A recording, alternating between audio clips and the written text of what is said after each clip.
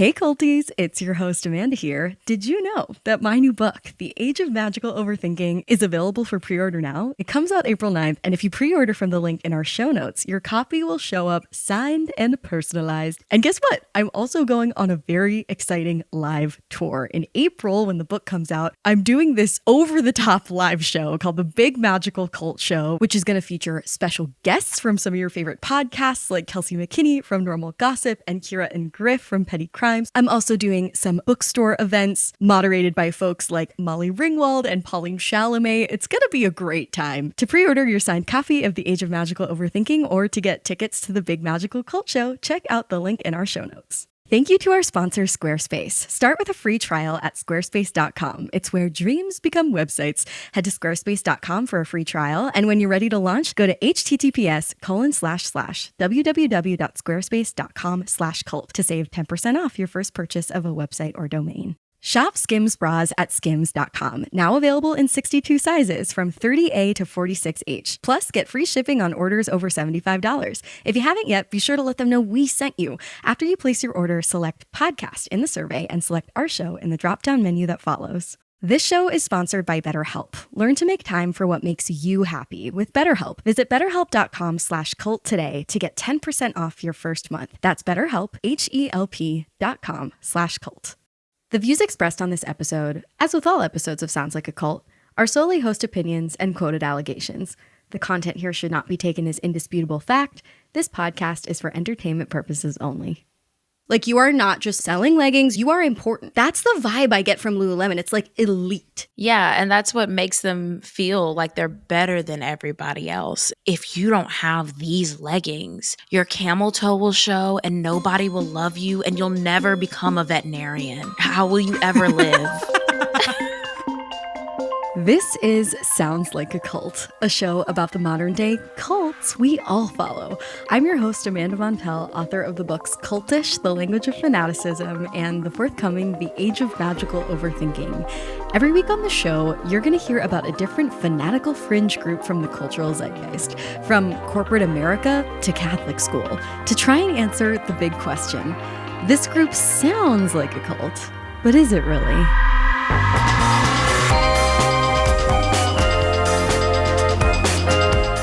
And if so, is it a live your life, a watch your back, or a get the fuck out level cult? After all, the word cult is up to interpretation. You've got your really bad cults like the Mansons and the QAnons, and then you've got your like cult brands like Glossier and Trader Joe's and Lululemon. The question is not whether or not this is a cult followed brand. It for sure is. The question is, how close to a dangerous cult is it? That's what we're here to find out today, and I'm so excited to be finally covering this topic because it's one of those quote-unquote cults that ended up on the cutting room floor of my book when I was reporting out Cultish. I was working on the section of the book that covers fitness cults like SoulCycle and CrossFit. Those are two subjects that we have covered on this show. But I did a bunch of calls about Lululemon also. When you think of the word cult and when you think of fitness, Lululemon is one of those brands that will shoot to mind fairly quickly. It was interesting because I did interview two former Lululemon employees. One was a person who I went to high school with, this very like sweet, sort of Disney adult actually, so cult hopper. And one was a woman who went on to become a reporter, and they had kind of opposite perspectives on their experience working at Lululemon. My friend from high school was like answering these questions about what it felt like to work there. He was like, yeah, there were these mandatory yoga classes that we had to do. And, it was definitely like a tight-knit vibe, but no, it didn't really feel like a cult. And then the other person I interviewed was like, yes, Chip Wilson, the founder, leader, culty high honcho, was the Keith Raniere of leggings. He forced everyone to go to whatever self-help program he was obsessed with in the moment. He was racist, fat-phobic, sexist, coined all these culty-ass phrases that everybody had to learn. It was a full-blown cult. And I was like, damn, which one is it? Or is it a little bit of both? That's what makes Lululemon the perfect topic for the show. I do think it's safe to say that this fitness, wellness, lifestyle brand has gone way beyond its purview of making ridiculously expensive leggings to a point where certainly more than one consumer has described the vibes of Lululemon as exclusionary, toxic. But the insider employee side is where it really gets sketchy. Plenty of employees have called the workplace environment controlling, woo-woo, cult-like. Things have gotten so intense at Lululemon that there was even a notorious murder in one of their stores over leggings.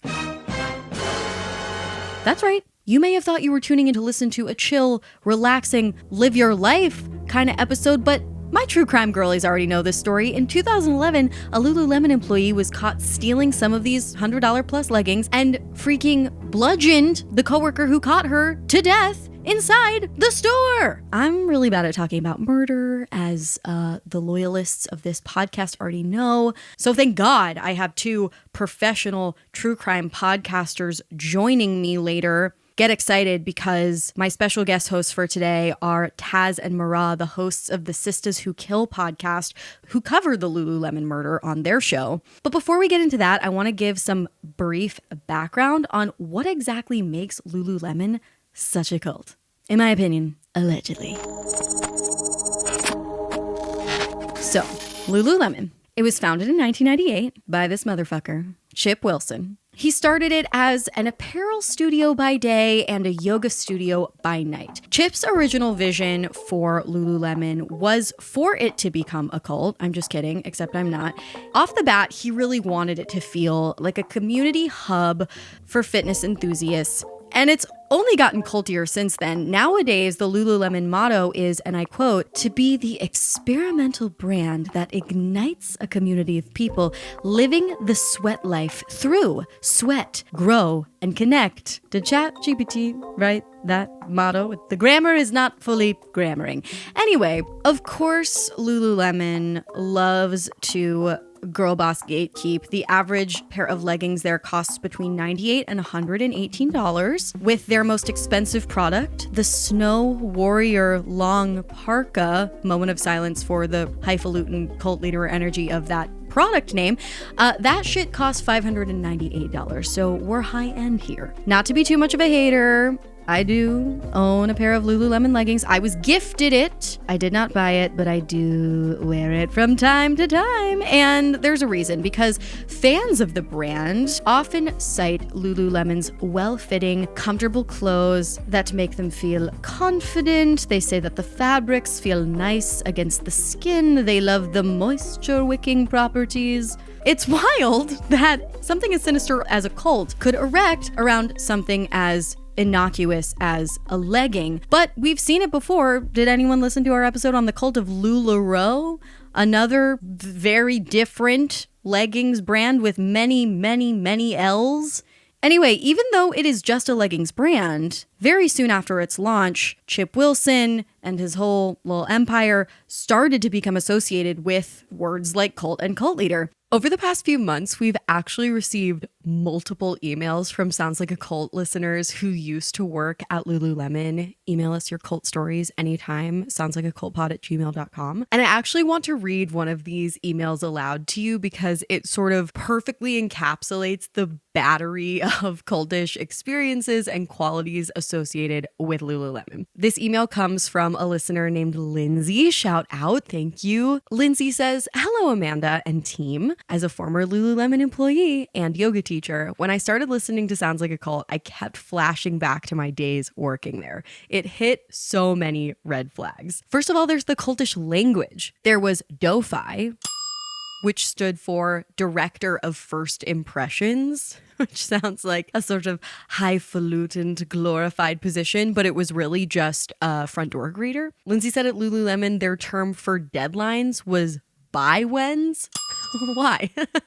Sounds like something out of a sci-fi novel. She also went on to say there were grave exit costs. Quote, the company paid for our yoga classes and encouraged us all to spend time together outside of work and at community events and fundraisers. Leaving the job didn't mean just losing your paycheck and benefits. It also meant access to yoga classes that some of us were doing daily and your social network. Actually, funny enough, I was talking about this episode to one of my closest friends the other day. She works in nonprofits, another cult, listen to that episode. But she told me that one of her coworkers who works at this cancer nonprofit with her, after she started working her full-time job, remained a part-time employee at Lululemon. So 5 days a week, she would work at her nonprofit. And then on both of the weekends, she would work all day at Lululemon just because she didn't want to give up the community benefits, the identity benefits. It really was a part of who she was. Back to Lindsay's email. She said, quote, part of the job when I was there was sharing deep goals, which of course opened a lot of vulnerability and sometimes trauma, which created deeper bonds and dependencies on coworkers and managers than you might in a regular retail job. When I heard about the Lululemon murder in Maryland in 2011, I did actually understand how such a thing could happen, because although the stakes are really just losing a retail job, it could be made to feel like so much more. A few memorable get the fuck out experiences. I was reprimanded for missing my yogas one week because I only attended one class. This was the week my mother was receiving treatment for breast cancer, which they all knew about. If someone above you told you feedback that you maybe didn't feel right about, and you countered with your experience or interpretation of the event, you were told, that's just a story you're holding on to. How's that for a thought-terminating cliche? But the high-ups version, that was them, quote, speaking their truth and holding you accountable. So talk about an unquestioned power structure. We were told we had to give 3 pieces of feedback to our coworkers in a shift. The catch? Feedback was only things they could improve on, not things they were doing right. That's right. We had to critique each other daily as a part of the job or would be written up. Yes, they sent me to redacted self-help seminar as a reward. This is the wackiest bullet point on this list. When the founder, Chip Wilson, came to visit our store, we all made up a choreographed dance to welcome him. His plane was 4 hours late, but we all stayed just to greet him and do a choreographed dance to Michael Jackson's The Way You Make Me Feel. This was unpaid. No, we weren't forced to stay, but I knew if I left, I would be the only one and considered not a team player when it came time for promotions. That whole scene just makes me think of, like, obviously not the same consequences or stakes, but putting on this performance for Chip Wilson's visit to the store makes me think of, like, North Korea putting on these, like, flashy performances to impress outsiders who are coming to visit the dictatorship. Scary. The last thing Lindsay says in this email is, I was a part of the company during the time that we went from being privately held to publicly traded and witnessed a lot of the capitalistic changes that happened during that time. Some for the better, like proper HR, but working there during that time was a trip. I still have rough feelings about my time there.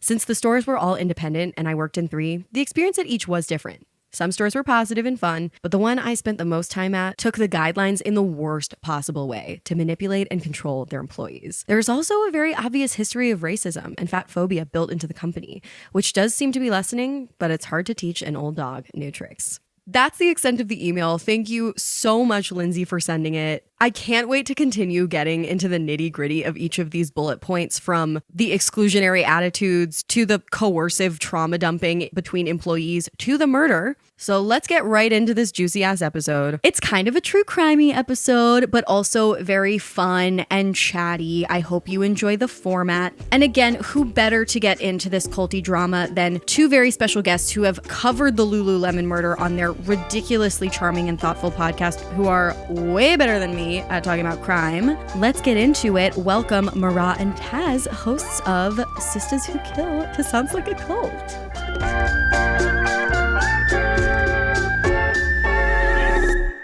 Hey everyone, I am Marah. I am the co-founder, co-host for Sistas Who Kill, a true crime podcast that focuses on Black murderesses. I do the podcast with my very best friend since high school. We've been friends over 10 years. Hi, I'm Taz. I am other half of Sistas Who Kill. Me and Marah have been rocking since AP Physics. I wanted to ask a little bit about the origin story of your pod, because it's similar to the origin story of Sounds Like a Cult, which was also a pandemic project. How did you come to talking about murder in this way and building the cult of Sistas Who Kill? We did. So I am the theater kid out of the two of us. Taz is always been my friend. We talk all the time. So we went to the same high school, but even throughout college and while I was in grad school, we were never in the same state, but we talked like almost every day. And so when the pandemic hit, we had nothing to do. We were both unemployed. We were just trying to stay sane. Taz is a documentary watcher. That's her thing. And I'm a podcast listener. One day we were just talking about what documentaries and what podcasts we were listening to. And we were on the phone for hours. I mean, just chit chatting. And I had told her for a long time that we should start a podcast. So it had been maybe 3-4 years, way pre-pandemic. And we were like, well, what would it be about? And then finally I was like, you know what? We were having great conversations about your documentaries and my podcast. I think true crime is it. So we were like, okay, it's going to be a true crime podcast. And for me, everything I do, I'm like, it's got to be about empowering women and everything has to be feminist. And then Taz was like, well, anything I'm going to do, it's got to be Black, got to be for the culture. And I'm like, okay, Black women that kill. And so then came Sistas Who Kill. And our very first episode is Jazz and Taz Whitehead. They went to our school and they were arrested. Well, one of them was arrested at our school. It was a whole thing. And that was our very first episode. So we were like, let's talk about that case. And it was easy for us because we of course, we knew the case pretty well, but we also knew the ins and outs of the case that people didn't see or did not hear on the radio or in news outlets. It's a really popular case, just like Lululemon. Right. But we knew a lot about them. Everybody said they had a problem with authority, but they were in ROTC and we're a top in ROTC. So do you have a problem with authority? So we were able to dive into the case in a way that many can't because they're not Black girls living in that same area with the same problems. And so we were able to dive into the case way more than the white person that told the case. And we were like, we have a different perspective. And so we'll be able to talk true crime to Black women. And I guess we kind of created a little cult. Sometimes our members love us, sometimes they're mad, and sometimes they say. So we're here 2.5 years, hit almost 3 years strong. I love that. The sort of like super, super unique perspective and twist you can put on a subject matter that people already love is, I think, what also worked for this show too. Because it's like everybody loves cults, but this is a show about the cults we all follow. And, you know, my dad grew up in a cult, but I'm not just talking about like doom and gloom type Jonestown and Heaven's Gate, even though I find those stories absolutely fascinating. This is more about the cultishness that shows up in everyday life. So, and I think we're all subscribed to a cult at some point. Like we have all kind of gone knee deep into something and it's like, I don't know why I'm crazy about this brand or this music. Like it's a cult for real. Yeah, knee deep, tit deep, neck deep. It's all about how deep you really want to get. Okay. Lululemon, you're here for a reason. Can you talk about your connection to the cult of the day? I think the connection that we have is because we talk about crimes committed by Black women and we covered a murder that happened in a Lululemon store. We got to dive into all of the nitty gritty behind the scenes of Lululemon and the kind of crazy random crime that happened there. Listen, we don't talk about murder too much on Sounds Like a Cult. It's like a little intense. I don't have the stomach for it. But when the true crime girlies show up, they show up hard. And who would have guessed that we'd be talking about murder and leggings in the same day? But here we are out of the gate. Let me just ask, what were some of the most surprising things that you uncovered about Lululemon, the brand, while diving into the murder? I think the founder of the brand, trash, garbage human being. Even why Lululemon was called Lululemon, racism. And then on top of that, because men like to objectify women's bodies and tell women what's right and what's wrong and what is beautiful, because a woman is apparently not allowed to make that decision for herself. You get to have these women that are the it girls, and then it excludes everybody else. I was looking at Lululemon today before we had this, and I was just like, let me see what size it goes up to. It goes up to a size 20 for $100, baby. Put some material on there. And then this idea of being the it girl, this idea of being healthy. And it's not really the idea of being healthy. It's the idea of being better than everybody else. I can't get with it. Well summarized. Let's talk a little bit about the origin story while we're here. So Lululemon was founded by this dude, Chip Wilson, Canadian, surprising. This naming of the brand is such a freaking horror story. You mentioned it. The lore, which has been confirmed by many a source, is that he chose the name Lululemon not because it meant anything, not because it was communicating something specific, but because he thought that it would sound exotic because Japanese people, according to him, can't pronounce the letter L. So he was like trolling in a very racist capacity. Yeah. When I read that part, I was just like, why? And of course, like the average white woman that wears Lululemon, they don't even know nor do they care because their butt looks good. Yes. So Wilson, problematic motherfucker.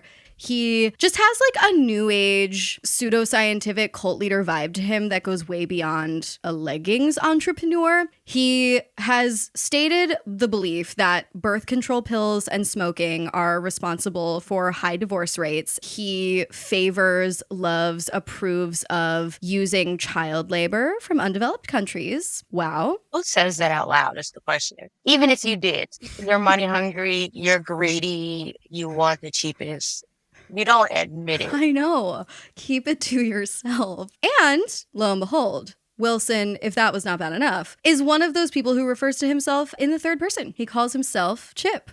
What is that psychologically? I hate those people. Maybe from a cult leader-ish perspective, it's like an alter ego. And they are referring to this like larger in life persona that they're trying to create. Maybe that's a generous take. I don't fucking know. I just feel like you were a nobody. Like, I feel like he was probably picked on as a child and had no friends. No one ever picked him for dodgeball. And when they did pick him for dodgeball, he was first out because everybody hit him first in the head. And so now that he has something for himself, he's like, I have to speak for myself because no one else would ever speak for me because I am a sad, rich white man. It's almost like he's trying to self-parent. Yeah. To the point that, and I'm about to make a really bad joke, so I'm sorry, but much like many notorious cult leaders from history before him, you could say that his lust for power stems from a chip on his shoulder. Okay, so Taz, let me ask you first. When I say the cult of Lululemon, what do you think is red flag number one? White women. Yes. End of episode. Thank you so much for being here. That's all that needs to be said. It's a very specific white woman. Yes. I really think it can best be described as a Saturday morning, going to your local Target, taking a look around and seeing all of the stay-at-home moms, and they buy all of their main groceries from Target because who actually does that?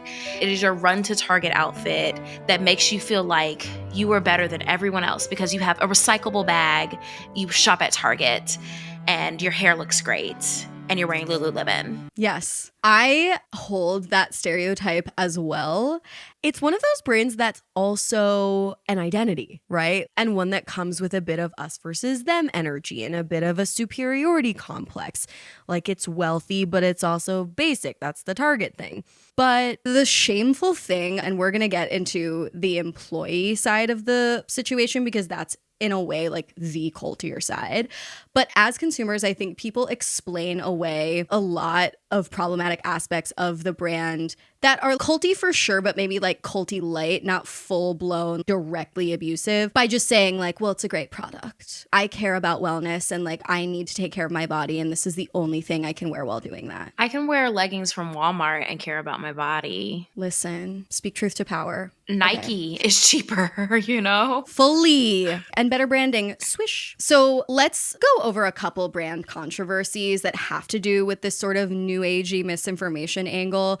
According to Business Insider, and Business Insider has such juicy, fascinating pieces about the cult of Lululemon for further reading. Check out the show notes.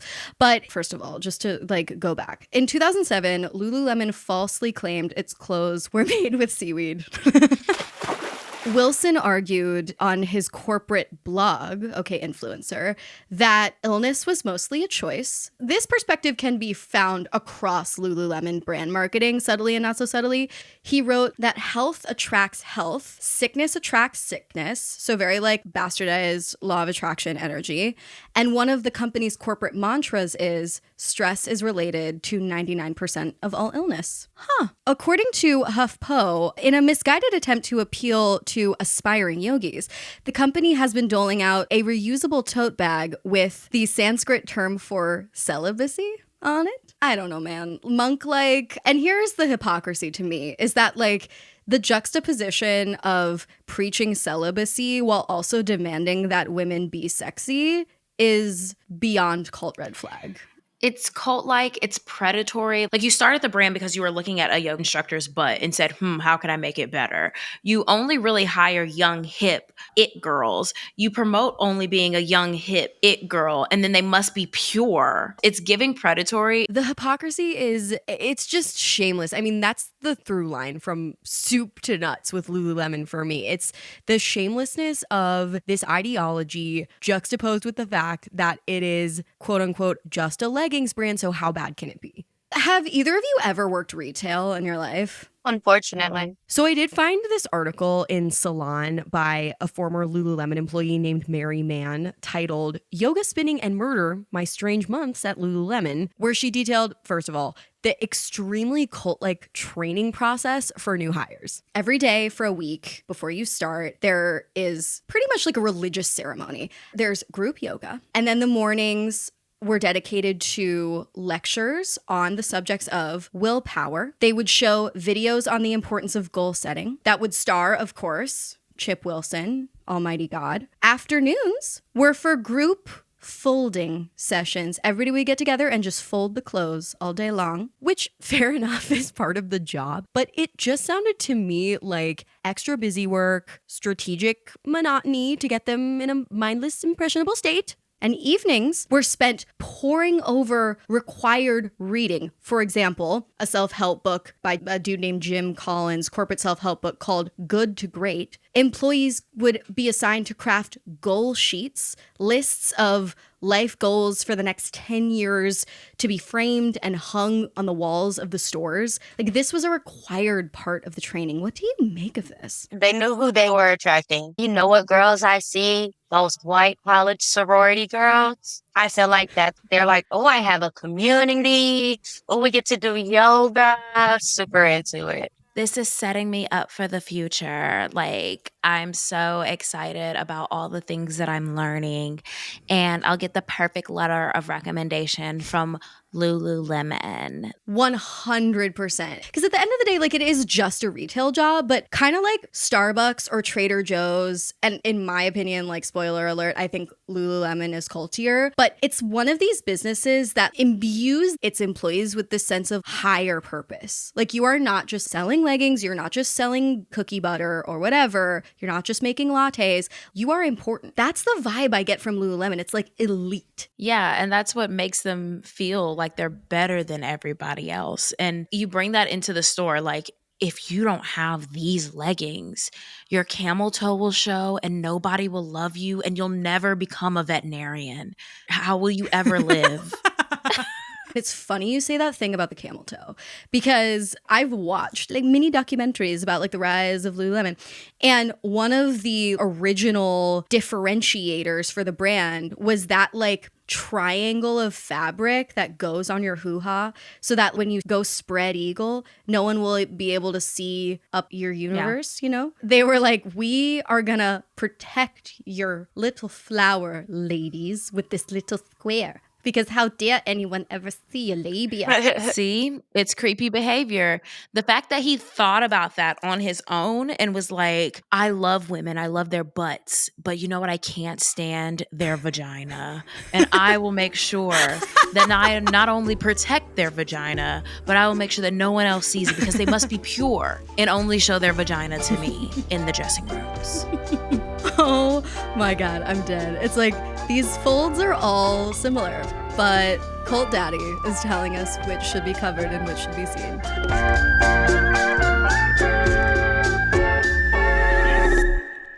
I want to talk a little bit about some of these allegations about putting the cult in company culture.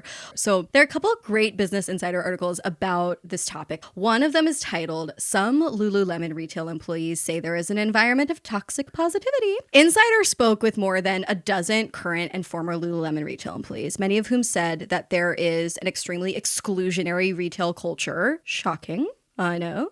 Many workers said that they were or still are heavily encouraged to exercise daily. And In the piece, it talks about how workers feel pressure to spill personal information with their managers, but they're also always getting feedback, including on their personal growth. And the constant feedback, even in an environment where you're supposed to be like vulnerable and sharing your big dreams, can feel like bullying. What are your thoughts on this like incredible pressure to spill your guts in a workplace? As a Scorpio, I don't want to share anything. So as soon as they start asking questions, I'm uncomfortable. I am by nature an oversharer. It's kind of who I am, but it's usually because I don't feel pressure to overshare. And then I'm like, oh, and let me tell you everything that's happening in my life. But if I feel pressure to overshare, I'm shutting down like a hermit crab, because why are you asking me about my personal life and my mommy issues? That's not your business. I can relate to you both. I, too, am like an oversharer by nature until you want me and are baiting me into oversharing. The thing is, and any good cult leader knows, people love talking about themselves. You do not have to try that hard to get someone to like dish, because people are already primed to want to just like word vomit their entire life. And it's like kind of low-key bad cult leader strategy to demand it, because then you're going to get ratted out in a Business Insider article. A little bit more about like the toxic culture there. Lululemon retail employees, allegedly, start their shifts with an exercise known as clearing, in which the shift manager asks each person in a group setting whether they had any issues that they didn't want to bring onto the floor that day. Staffers are told that by clearing these issues, they'd be in a better state to help customers. Instead, many employees said that these exercises felt incredibly violating and uncomfortable. And I'll tell you, this sort of like group therapy, let's air it all out, even though it's mortifying or even traumatizing. This energy is found in so many cults. They do it at Amazon. They do it in MLMs. They all do it. I think it's because it's then I can save you, right? If Taz tells us in our group meeting, oh, I just went through this horrible breakup this morning. I'm just not in my right space. I would like to just get it out. And then Taz has a bad day selling. I can be like, Taz, I know that your ex made you feel like you were less than nothing, but you are something. You are the best. Now go out there and sell those leggings. Like, I'm able to manipulate her trauma into making her do what I want her to do. That's not Taz's real story. Just made that up. It really tracks with the whole, this is not just an apparel store. This is like a new age movement kind of vibe. So get this. After their first year of employment at Lululemon, staffers are sent to outside extracurricular seminars that Chip Wilson, the founder, has personally benefited from. It's not like if you don't go, you'll get fired, murdered, whatever. But you're like heavily coerced to go. Why do you think it has gone so over the top? Stay-at-home moms are raising. Okay, you always put it in the most succinct of terms. It's not that complicated. I just think that it's this wanting to be involved, like this wanting to be it. And it's the age of influence before the age of influence we know now. Like, if you look on TikTok right now and just look up like hashtag soft girl life, there's everybody telling you how to do it. And it makes you be like, to be a woman, I must be a soft girl and I have to do all of these things. And why am I not taking a bubble bath every evening? And why is my laundry detergent not in special little cases instead of the laundry detergent bottle it came in? And that makes people feel like they're missing out. And Lululemon was able to do that before TikTok existed, before any of that. You felt left out. I was reading something earlier and they were like, you knew who the it girls were even in high school because they would bring their lunches in their reusable Lululemon totes, and everybody else was bringing their lunches in their regular lunch boxes or in brown paper bags, or if you were like me, the grocery bag that was left over. And it's this wanting to fill in when you're not. It's like the girls with the Vera Bradley pencil pouch. I was a Vera Bradley girl, and I was a Vera Bradley girl with the pouch because of influence, because my circle of friends had it and I wanted it badly. And I was like, I'm finally it, girl. Dude, that paisley was hypnotic. It was a little boho for me. Just saying.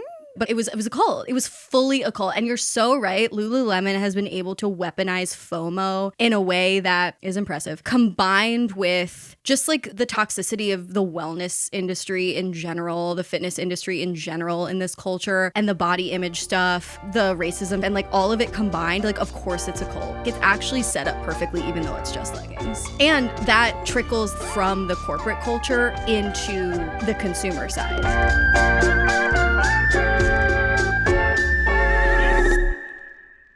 This podcast is brought to you by Squarespace. Squarespace, if you dare not to know, is an all-in-one website platform for entrepreneurs, podcasters, writers, whoever you might be, to stand out and succeed online. So whether you're just starting out or managing/growing a brand, Squarespace makes it effortless to create a beautiful website, engage with your audience, and sell anything from products to content to time, all in one place on your terms. Soundslikeacult.com is a Squarespace website. It was incredibly easy to set up, and I love how easy it is to modify, to add little buttons or sections. I don't have the vocabulary because I'm not an expert, and on Squarespace, that's okay. Let me tell you about some of Squarespace's features. They have something called a fluid engine. It's a next-generation website design system, and this is how it works. You start out with a best-in-class website template, and you customize every design detail with reimagined drag and drop technology for desktop or mobile. It truly makes designing the website of your dreams so easy. Squarespace also allows you to build an online store to help you sell products, whether they're physical or digital products. If you're a content creator, you can even sell access to video content with member areas. How cool. Head to squarespace.com for a free trial. And when you're ready to launch, go to https://www.squarespace.com/cult to save 10% off your first purchase of a website or domain.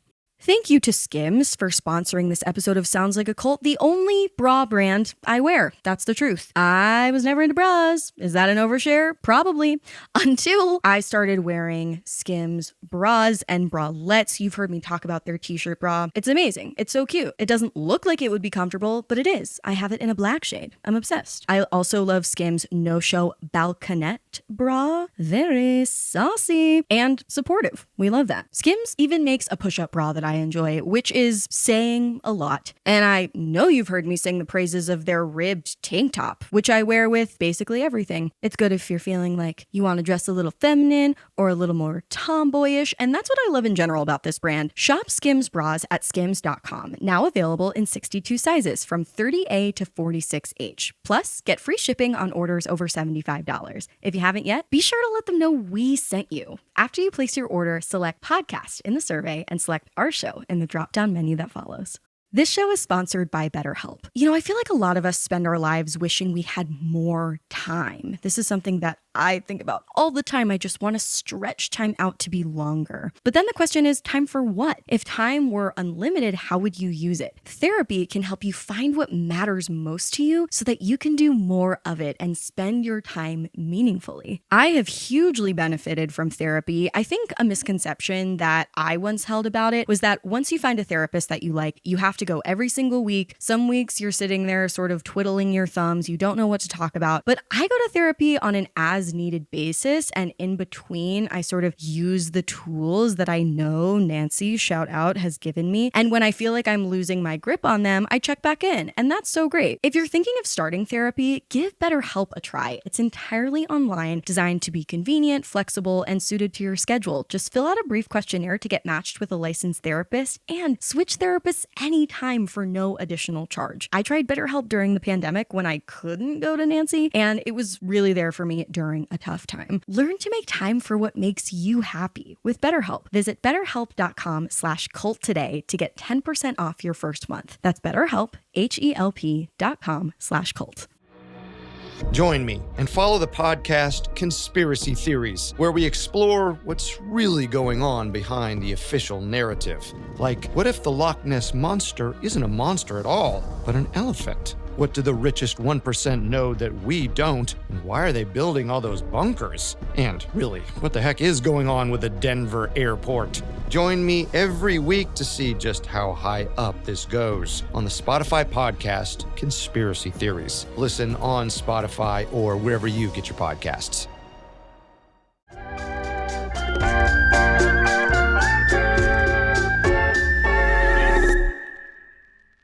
Lululemon, we all know, has a culty vibe. You can smell it from a mile away. Would you say that there are any other workout brands, or specifically workout apparel brands, that rival it in terms of cultishness? Fabletics is definitely getting up there. The subscription model too? I will say that I have subscribed to the Fabletics cult. I give them my money every month unless I remember to skip it. Also, Savage Fenty, it's giving culty, but I will totally be a part of any cult that Rihanna is the leader of without shame. Here's the crazy thing though, is that like the two brands that you just named, they make use of like celebrity endorsements. Obviously, like Fenty's Rihanna's brand, Fabletics always has celebrity ambassadors. And that's a classic advertising technique. It doesn't take a freaking genius to like dish out some money to have a celebrity hawk your shit. Lululemon is culty in a complete different way because like it doesn't need celebrity spokespeople. It just needs rich white women. America's ultimate celeb.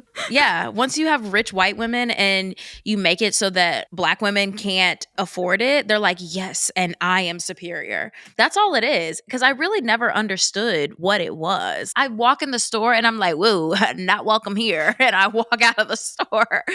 It just doesn't make sense. Like I walked into Fabletics today when I was at Perimeter Mall, and at least I saw a Black person behind the counter, and somebody said, hey, how are you? Want to check how many member credits you have? And I was like, yes, I do, to see if I wanted to buy something today. And Lululemon, I immediately was like, I don't think that I'm good enough to be in here. So I left.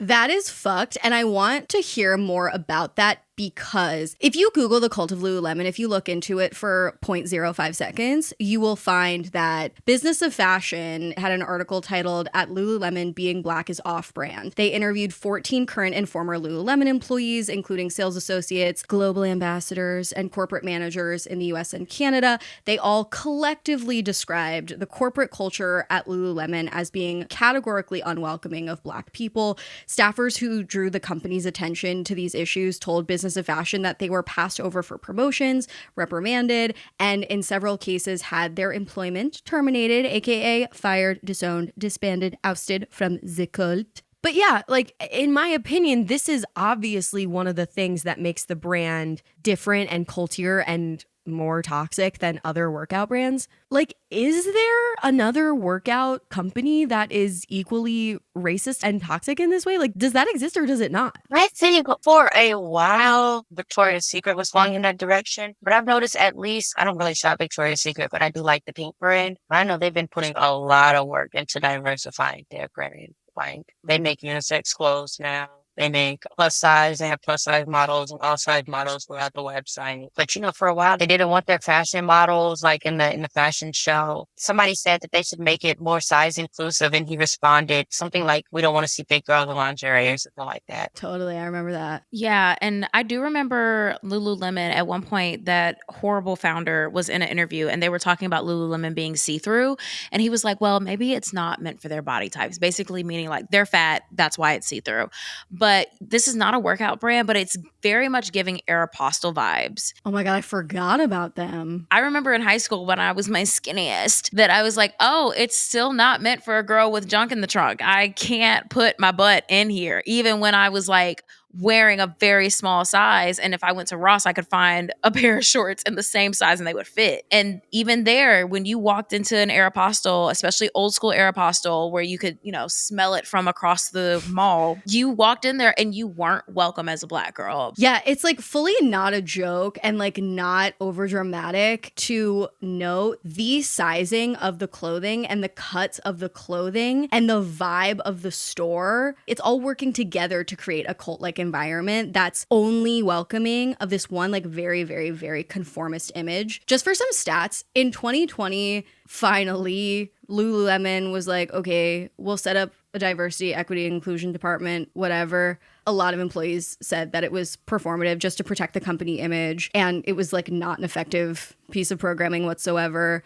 Also in 2020, they committed to inclusive sizing in scare quotes and added 6 of their core styles sizes up to size 20. But to your point, the proof is in the pudding. They are clearly not trying to diversify their brand. They're just like, sorry, that's not Lululemon's thing. Lululemon's a cult. Cults aren't for everyone. Sorry. And it happened in 2020. Do you know how many diversity, equity, and inclusion rollouts happened with every single company, every single theater, every everything. After George Floyd's death, everybody was said, oh no, we're going to get canceled. Let us roll out some DEI things. And a lot of diversity, equity, and inclusion chairs that were added to companies do not have a job today because it was performative. And Lululemon is not the only person that did a fake DEI, and they're not the last. I've seen it in every single sector, from the performing arts down to athletic brand, down to shoe brand. Like, it doesn't matter. You did it because you didn't want to lose your brand, and you knew that white women at the time had white guilt, and they were going to stay buying Lululemon because they were like, whew, okay, Lululemon's safe. They did a DEI. I am not going to be called a racist because I have Lululemon. Thank you so much. And it's all bullshit. You know what it reminds me of? It reminds me of CrossFit. I mean, the whole brand is like skinnier than CrossFit, more bougie, more elegant, more sort of like ding, dainty. But Greg Glassman, the founder of CrossFit, stepped down in 2020 because everyone was finally like, see, dude is racist, which people had been saying forever. But it finally took until white people were like loading their Amazon carts with white fragility and the rest for them to be like, okay, yes, now we're all ready to dethrone this person because we will feel better personally if we do that now. What a culty ass fucking time. Because obviously being in America is a culty experience. But then there's an extra cultish layer whenever brands try to paint themselves as like learning and growing, when really like they don't care. They just want to keep making money. Whatever minor rebrand will help them do that, they will do it. Yeah, 2020 was all performance art. That's all it was. It was a flash mob.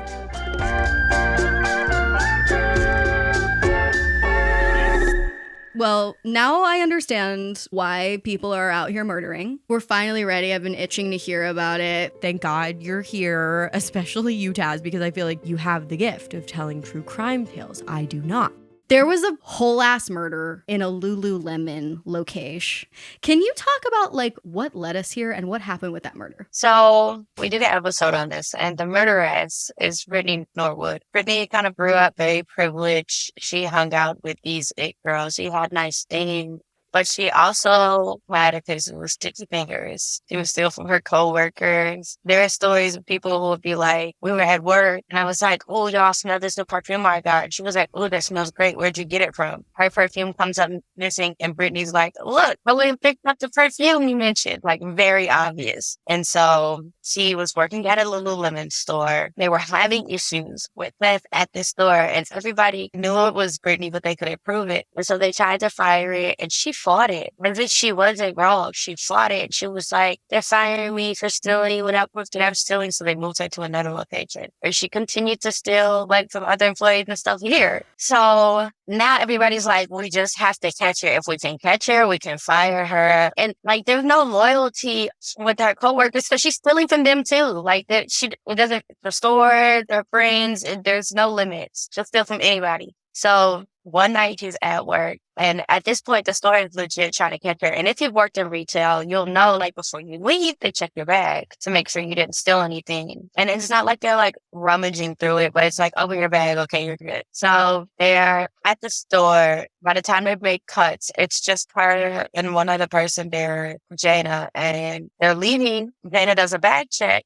And Brittany has leggings in her bag. And she's like, hey, girl, did you buy these leggings? She's like, yeah, I bought them. She's like, okay, well, just show me your receipt and go home. She was like, oh, I didn't get a receipt. And she was just like, okay, well, who rang you up? And she was like, oh, such and such rang me up. So she was like, okay, I'll just log on to the computer, but they had already closed. So she was like, actually, I'm not going to log on to the computer because that's going to take too long. I'll just, verify in the morning and we'll see. So they leave, and Jana gets in the car. She calls who it was, who Brittany said, check your out. She's like, hey, did Brittany buy some leggings for you today? She's like, no, she did not. So like, all right, we got the bitch. We finally caught her stealing. The computer records aren't going to show. We had leggings in her bag. Like, she's going to get fired. We don't have to deal with her anymore. So they hang up. They go their separate ways. And Brittany calls Jana, and she's like, listen, 5 she has on my wallet. I must have left it at the store. I need you to meet me back at the store. Jana's knowing that Brittany takes public transportation. She probably needs a metro card. She's like, okay, I'll come back and let you in the store. So she parks like in the flyer lane or whatever, goes inside, lets Brittany in the store. And once they get in there, Brittany starts attacking her, hitting her with anything she can find. She's cutting her. She's stabbing her. She's beating her over the head, hitting her in the head with those hooks that hang up the clothes in the store. I think that was like the deadly blow to her head. But like overall, they said that she must have been hit or struck, estimated 331 times. Like she attacked her. And not stabs, beating. She's just grabbing everything. So she's hitting her with metal. She's punching her. She's stabbing her. She is going through it. That girl was beat down in the worst way. Like anything she could get her hands on, she used it to attack this girl. Women are resourceful. I mean, the toolbox that they keep. Now, Apple is working late next door because iPad 2 is about to drop. And they hear some commotion, but nobody goes in and checks. And so there is blood, of course, everywhere, all over the store. Oh, God. That image of like a pristine Lululemon store. It's like you want to mess it up a little bit, but the image of that is so haunting. And this is mostly in the stock room of the back, but like it's so bad. So now Brittany's like, hey man, Jana's car is parked in a fire lane. Like that's going to raise red flags because it should be there. Also, their boss works close and I guess she had a date. She's like, she'll drive past, she'll see the car. So Brittany puts like on a black hat. She goes outside and moves the car. Don't know where she left it, but she moves the car and goes back into the store. Now she's like trying to figure out what to do with the crime scenes. Obviously, cleaning it is not going to work. So she begins staging it. There is like a men's shoe back there because they like to tailor their leggings to the people. And so they would use the shoe to tailor pants or whatever. So she puts on the shoes and walks around in the store making size 14 bloody footprints everywhere. Stop it. She takes off her shoes. She's washing them in the bathroom sink. Her footprints are still in the sink. And then she puts her clothes, puts her panties to try and make it look like she was assaulted.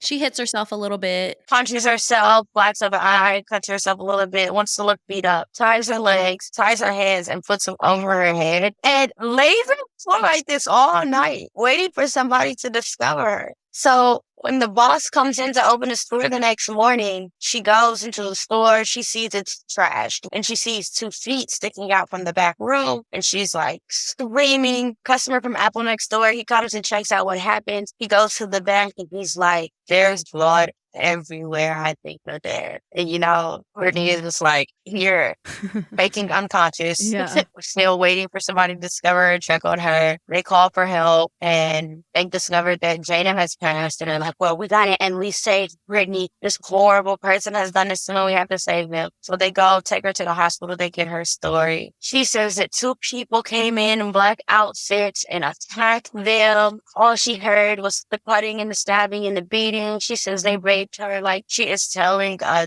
tale and completely blaming 2 total random people who she made up in her head. She's trying to get away with $100 pair of leggings. This is about $100 pair of leggings. This is a very popular story. This is a very popular murder. Of course, I want to ask about like the end of the story and what happened. But before we get into that, I want to know like what you make of it. This story almost has a cult following. Like a lot of true crime podcasts have covered it. Why do you think that is? What do you think is like so alluring about the story that makes people rubberneck at it? I just think it's the scandal of it all. Like, it is the fact that a Black girl killed a white girl over a pair of leggings. It is the fact that in this prestigious Lululemon, someone died and that Lululemon is still open. With true crime, honestly, there is this level of it can't happen to me, but like Jana did not think that she was going to get murdered that night because she caught the girl with leggings. There's this old saying that if you lie, you steal. If you steal, you'll kill. And it's like people that are kleptomaniacs, they may kill you for real. I think all of us know people that steal, but it's like this level of, there may be more intensity behind that just to keep them out of trouble. You can find more photos about this case. You can see the crime scene about this case. It's easily Googled. When you see the case and you see Brittany's picture of her being tied up, First of all, her hands weren't tied to anything. So the fact that her hands were over her head, it made no sense. And it looks like a modeling picture. It looks fake. And it's the unbelievability of it all. Honestly, I think I would have just said, hey, I left. I don't know what happened to her. I went home. Right. It's such a cinematic story. And I think like the way that you're describing it, stories really fascinate us when there are these unbelievable juxtapositions. It's the juxtaposition of like innocence and prestige and scandal and violence and horror. You don't expect something like this to happen among women. You don't expect something like this to happen at a frickin' Lululemon. You don't expect something like this to happen over an expensive, frivolous purchase.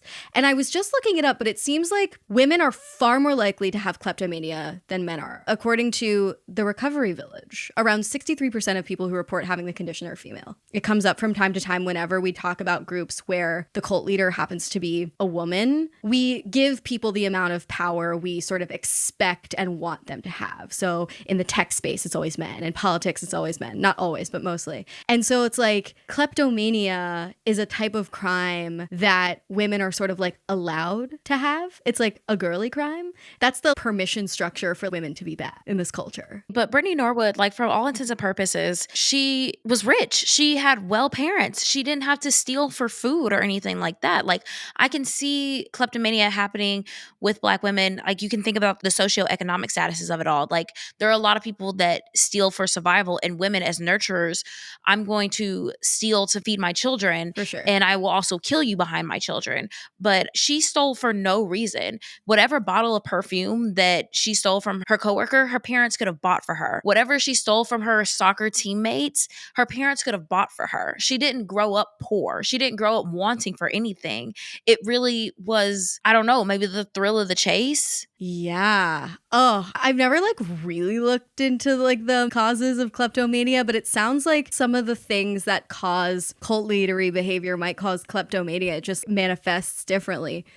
Okay, so like in terms of the plot, what happened? How was Brittany found out and what happened to her? Brittany's story started to make less and less sense. She actually called the cops. They had asked her if she had seen Jana's car. They're like, we can't find Jana's car. We know she was here because she's here, but we can't find her car. And he's like, I've never seen her car before in my life. That's what she tells him initially. Now later she comes back and calls him. She was like, actually, I just remembered that I did drive her car really quick and parked it over here. And they're like, you just remembered that you drove her car? And she was like, yeah, it was a bad night. And I left my black hat in there. And they're like, okay, well, we just discovered a black hat. We were trying to figure out who it belongs to, and now you're saying it's you. Now, like, it's a whole lot of Jada's blood here, not a lot of Brittany's blood here. We don't have any suspects that are working out here. Brittany's shoe prints are on the sink, like she tried to wash them off. She says 2 men attacked her. We only seen one pair of size 14 shoes around the store, but it's the same pair of size 14 that stayed in the store. This is not a new footprint entering the store. Like, the facts aren't adding up. And her brother ends up talking to her. He's like, listen, you need to tell me she did it. She's like, I didn't do it. He was like, I'm not going to be able to help you unless you tell me what you did. And she's like, I didn't do it. He was like, all right, check this out. You need to learn how to lie. And I know that you're lying because every time you say you didn't do it, you go and you look over here. And he's like, I'm going to tell you how to lie because I do it all the time. Pause. This conversation is happening in an interrogation room. It is being recorded. Oh my God. So he's like, you need to pick a spot in the room and focus on that no matter what you're saying so that your eyes don't shift because you have a tail. And if you're going to stick with this story, you need to at least figure out how to eliminate the tail. So, he goes out and he's just like, Jessica, I don't know. Her story isn't really making sense to me either. I don't really know what to say. So she decides with all this evidence going against her, she still wants to go to trial. They take her to trial. They put all this evidence against her and the jury finds her guilty. And then they have the sentencing, and 60 friends and family of Jana wrote in asking them to give her life. Like, don't let her out. Don't give her parole. She gives a statement at sentencing addressing the family, but never actually. Listen, and I've noticed I said not talk, like addressing them, and it's literally just addressing them because she's like, I have been convicted of this crime. Not that I did it. I'm the one who has been convicted. Right. And I know it'll be hard for y'all, but I hope that y'all find peace and hope. And, of course, you'll blame me because y'all are just grieving, but I'm the one who was convicted. So, we're here now, and I hope that we can all move on. And then she addresses her family and was like, I couldn't have asked for a better family. Y'all gave me everything I wanted. And, couldn't have asked for better people in my life. So it's like, she's still saying, like, you guys are great and wonderful. And she's not admitting to anything going on. Like, I have just been the one who was convicted of this crime. Okay, Lululemon toxic positivity. So she was convicted of manslaughter? First degree murder. First degree murder. Because it was premeditated. Listen. Yes, because the calling her back into the store makes premeditation. Yes. Okay, so my question is, how do you think the cult of Lululemon lent itself to this event happening? Obviously, like, people are not getting murdered in Lululemon left, right, and center. But, like, what factors about Lululemon do you think allowed this to happen? I think that they always had to have, like, Lululemon clothes, and you had to buy it yourself. So there was a sense of her family and her friends knowing that she was a klepto. And there may have been a little bit of like, hey, you need to figure out how to be a grown adult on your own. We're not going to keep helping you with these bad habits. And when that happens, like, how am I going to pay for my Lululemon? It also is that I need to be superior no matter what. And her being caught red-handed, about to be fired for stealing, that is totally against Lululemon standards. Like, I am no longer the it girl. I'm the girl that fell down. And we at Lululemon do not do that. So it was this way of protecting herself. And so even when she tied herself up and became the victim, she can still be the it girl because you are the victim and you worked and you fought really, really hard and you tried your best and you gave it your all. Holy shit. You would rather go to prison for murder than not be a Lululemon it girl. Yeah, I'd just rather not be the it girl. Me too. I'm wearing leggings right now, but you can see through them, and I'm fine with that. Just make sure that your panties are flesh tone and you're good. Just don't leave the house. What's my favorite option? If you never leave the house, you can never join a cult. Yeah.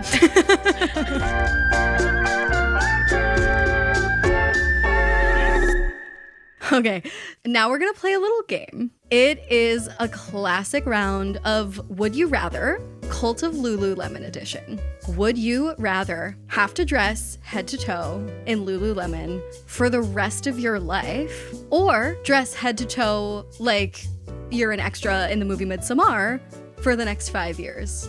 Lululemon. If I have to, that means it's probably paid for. And I hear the clothes are very comfy. That's the thing. It's really the cult is in the price. If someone else is funding it, right, go off. Then I'm good. And I will be able to sneak into so many white spaces and just be like, I'm just like you. Just like reveal the little logo on the butt. Be like, love. Yes.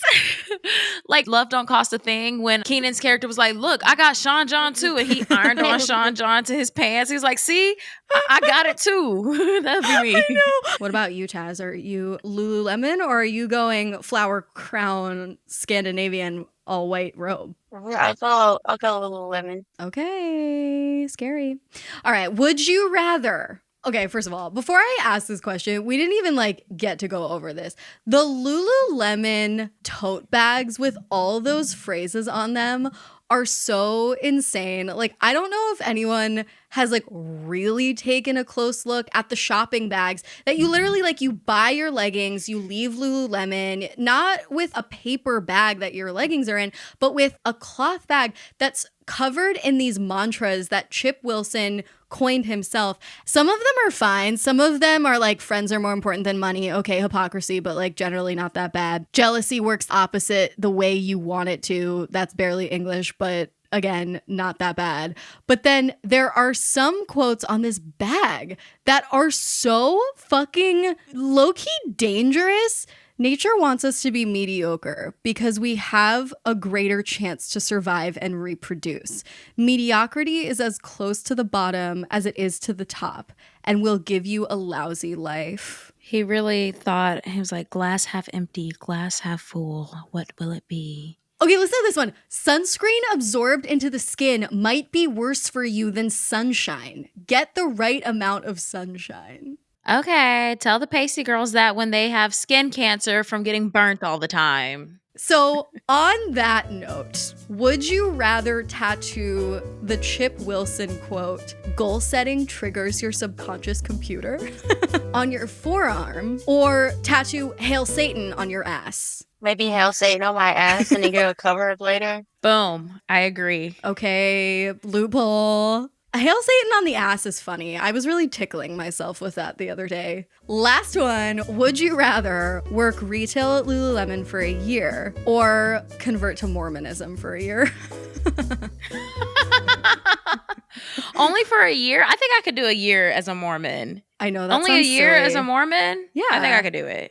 Yeah, and then you're like, sorry, I've changed my mind, and then you get excommunicated, and it's Sorry, chill. I want coffee. I'm good. Boom. Oh, that's the thing. Yeah, being Mormon, I you can't have forgot coffee. about Maybe that. I can't do Listen, that. Hold on. No, I can't. Think about how much you really got to give up. Yeah. I can't give up iced coffee because I know at Lululemon, everybody will come in with their iced coffees. Okay. Last question, most important question that comes at the end of every episode of Sounds Like a Cult.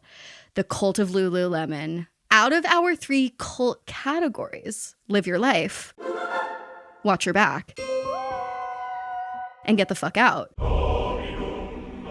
What do you two think the Cult of Lululemon falls into? I think it's a watch your back.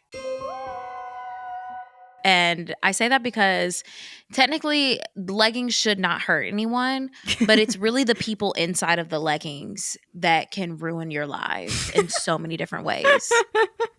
Yeah, it's a watch your back. The orientation is a brainwashing session. So Completely. Yeah. I think it's even a worse watch your back than like Soul Cycle, even maybe a little bit. Soul Cycle almost got me, but they were too expensive. That's the thing, is that these cults are too cost prohibitive. Okay, murder, that's really bad. But all in all, net answer is watch your back. Taz and Marah, thank you so much for joining this episode of Sounds Like a Cult. If people want to keep up with you and your pod and your storytelling and your friendship, where can they do that? Yes, you can follow Sistas Who Kill, Sistas Who Kill on Instagram, on Twitter, on TikTok, on Facebook.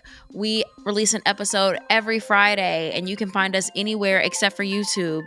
We are pretty active on all of our social media platforms: Sistas Who Kill, Sistas Who Kill Pod, Sistas Who Kill Podcast. You should be able to find us, because if you find anybody else, you let us know, and our cult will go get them. Incredible. Well, that's our show. Thanks so much for listening. Stick around for a new cult next week, but in the meantime, stay culty, But not too culty.